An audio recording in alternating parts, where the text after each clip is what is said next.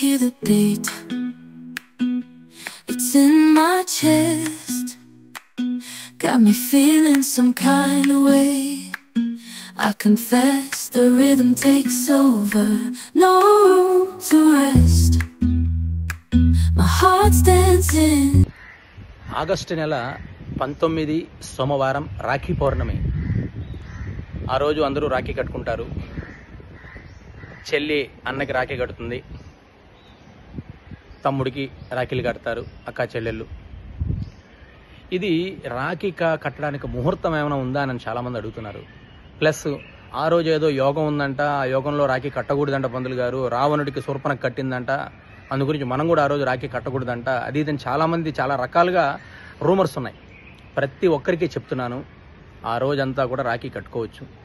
ఆ రోజు ఏదో యోగం ఉంది, ఆ యోగంలో కట్టకూడదు, పలానా టైంలోనే కట్టాలి, పలానా ముహూర్తంలోనే కట్టాలి, పలానా మినిట్ పలానా సెకండ్లోనే కట్టాలి అనేది అటువంటి ఏమీ లేదు. చక్కగా కట్టుకోండి, చక్కగా అందరూ స్వీట్లు తినిపించుకోండి, అన్నా చెల్లెళ్ళు అక్క తమ్ముళ్ళు చక్కగా రాఖీలు కట్టుకోండి, రాఖీ పండుగని గ్రాండ్గా చేసుకోండి. ఎటువంటి అపోహల్ని నమ్మకండి, ఫస్ట్ రూమర్స్ని నమ్మవాకండి. దయచేసి చెప్తున్నా ప్రతి ఒక్కరికి, రూమర్స్ని నమ్మి స్ప్రెడ్ చేయకండి.